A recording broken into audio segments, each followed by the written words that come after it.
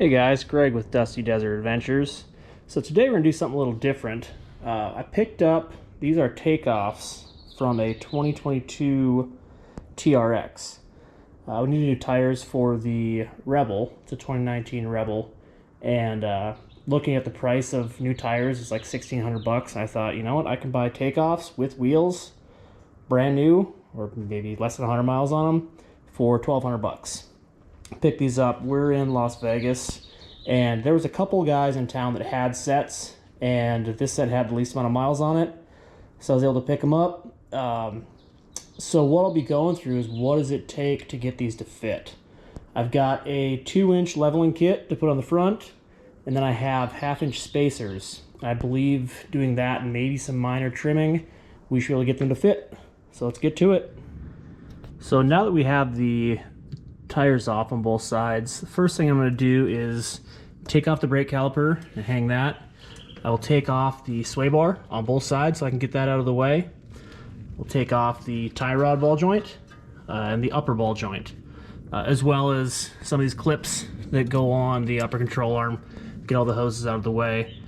After that, I will loosen and remove the bolt going through the strut, as well as the 3 nuts on top. Take those out, and then I'll be able to drop this whole assembly and get this shock out. So we have pretty much everything disconnected and ready to get the strut out. The sway bar comes out. There's a nut on the bottom of the lower control arm that you can loosen, and then you can take I believe this is an 8mm, and spin this to get the nut off. The tie rod, this came out pretty easy. Just loosen the nut, and I didn't even have to hit it with a hammer. It just came out. The upper control arm, I backed this nut off almost all the way, and then hit it with a hammer, and it took, I don't know, 10, 12 blows, and it did come off, so that wasn't too bad. Up top, I've got 2 of the 3 nuts off. The third one is loose. I'm just gonna leave that there until I'm ready to remove it. And then the lower bolt for the strut, that is loose, ready to come out. So I will take a ratchet strap and support the rotor, and then see if I can get this thing out. So the strut came out pretty easy. Once I got the hardware removed on top and bottom, all I had to do was lower my jack, and then I had this ratchet strap in place to keep the rotor from flopping around and stretching the wires. And then I took a pry bar and just went right under this nut and was able to push down on the lower control arm to get it out. So now what I'll do is, I've got these already assembled. So these are the MotoFab 2-inch spacers, and they come with these hex bolts. And I installed these, torqued them, and put blue Loctite on them. And these will just go on top. And then, let's see, they go on a specific way. There we go. And they come with hardware. You will torque down on the top of these studs. Once that's on, then you will rotate the shaft 180 degrees and reinstall it. So I got the strut back in, and I was having a little difficulty using a pry bar and using one hand to pull down and then get the strut up and over the lower control arm. So what I did was I just grabbed a 2x3 I had laying around and wedged into that skid plate, and what you can do is actually sit on here and push down, and then have 2 hands to work with it, and it actually popped in very easy. Okay, well, I am all done. That was quite a bit easier than I thought it was going to be. In total for both sides, it took me about 1 hour and 20 minutes. Hardest thing was to get this ball joint off. It still wasn't that bad. So yeah, overall I'd say it was very easy. Now I'm going to try test fitting the TRX wheels and tires without spacers just to see, but I do think I'm going to get very close or rub right here. So we'll see, I'll let you know. And as I thought, we do rub on the upper control arm. See if I can get in there. Right there. It's touching. It's not on there super hard, but it's definitely touching. So we've got 1/2-inch spacers coming tonight, and once they get here to the house, I'll put them on and let you know how it goes. Okay, so I've seen that there's some issues with slight rubbing right on the bottom here. So what I did was I just took this whole piece off from right inside where this metal is, and then I followed that rib all the way over, and this stuff's real thin. And all I used was a pair of these Nipix cutters, and it took it right off. So super easy to cut. Okay, so with the new wheels and tires on, these are the stock length studs with the 1/2-inch spacer in there.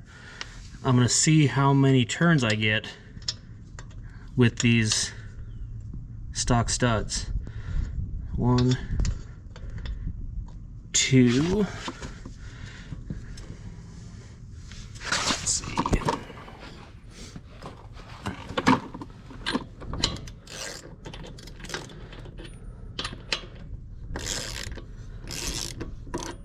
That's 3, 4. So about 4.5 turns. So I do have extended studs coming that I will put on. I think they recommend 7 turns, so we're at 4.5. So that's up to you if you want to run that, but I will be replacing these studs. Okay, so I got the extended wheel studs. These are M14 by 1.5, 78 millimeters long. The stock ones are 60 millimeters long.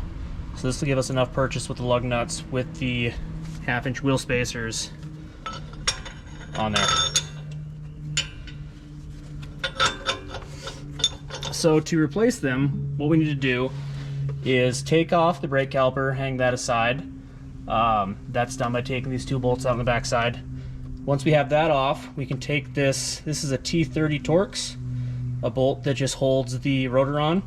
Take that out, rotor comes off, and then we can pound these out with a hammer and then pull the new ones through. So let's get to it.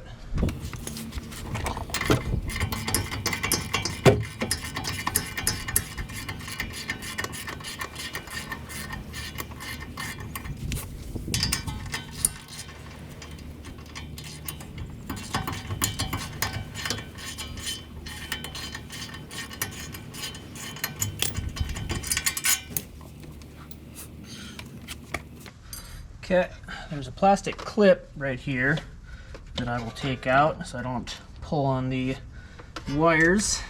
Pop that out, and then I will disconnect some of these clips to keep the cables from binding. Okay.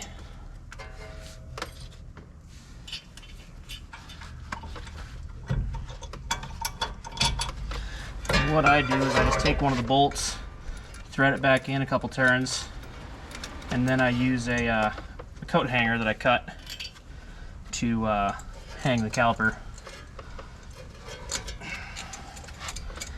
And I'm going to hang this right off this bracket here.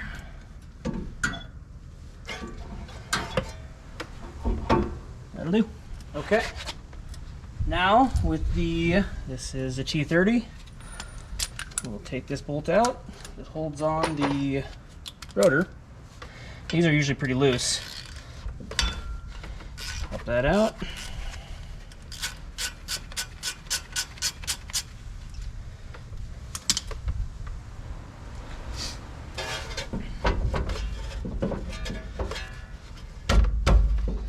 Let's see. Rotor should come off. Let's give it a little pop with a rubber mallet.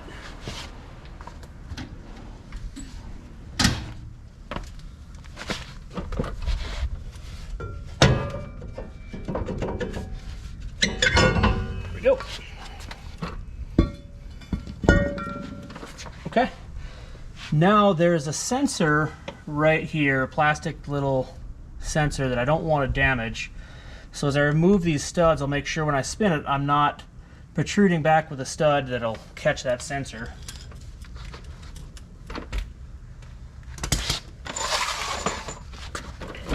So should just be able to line up, give it a couple good whacks with the hammer, and pop them out.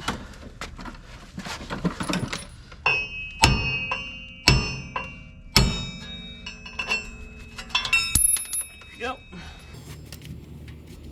Okay.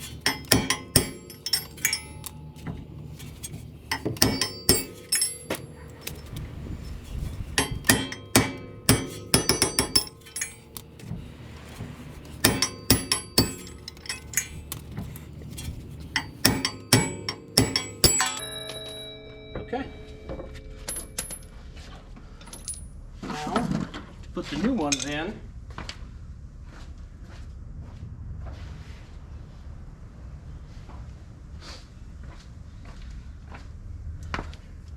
I made this just stack of washers and a nut that I can put over the stud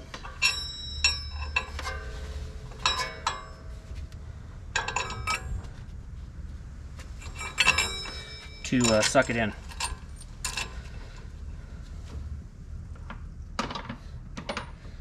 Okay. So what I use one of the old lug nuts because I will beat these up pretty good and I won't be reusing these. Just thread that on, make sure everything's lined up, and then suck it home with an impact. This will take a little bit, but it'll go.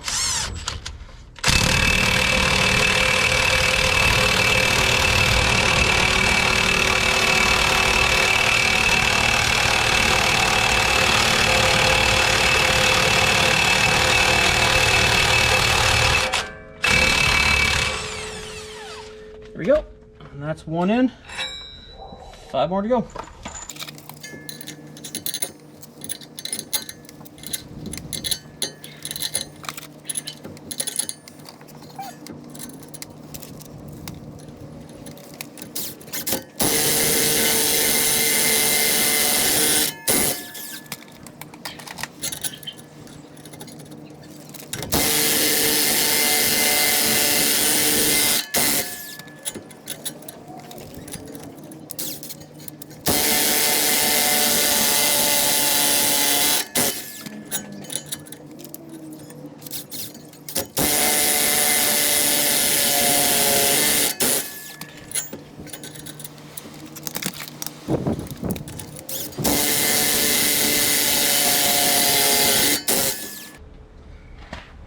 Okay.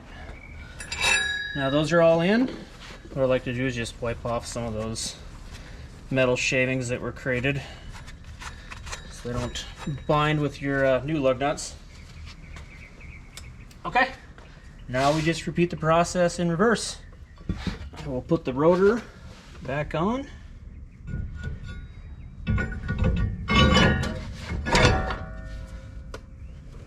Put the Torx bolt in that holds the rotor on. Now this doesn't have to be super tight. And the wheel will actually keep it from backing out, so as long as it's snug, you'll be good.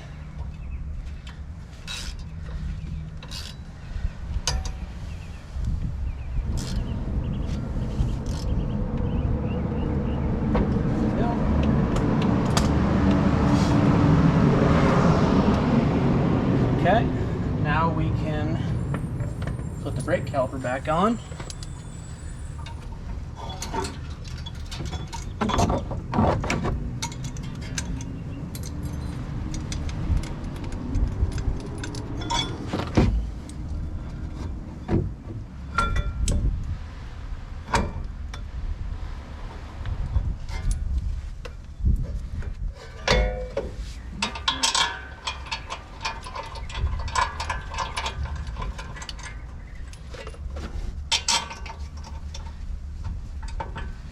Okay.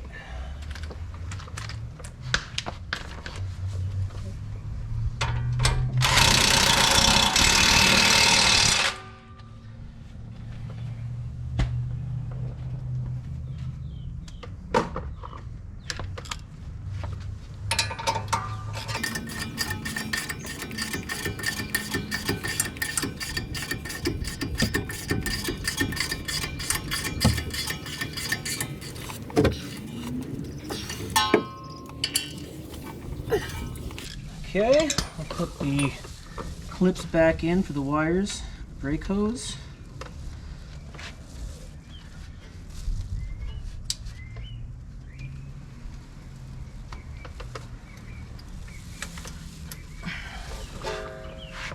Okay, that is done. And I can just throw the half-inch spacer back on. Now, I didn't go with the concentric spacers.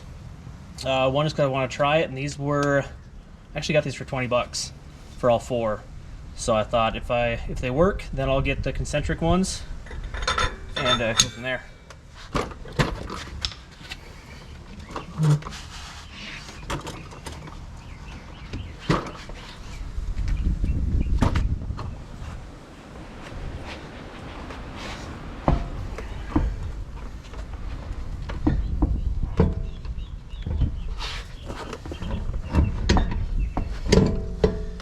Go.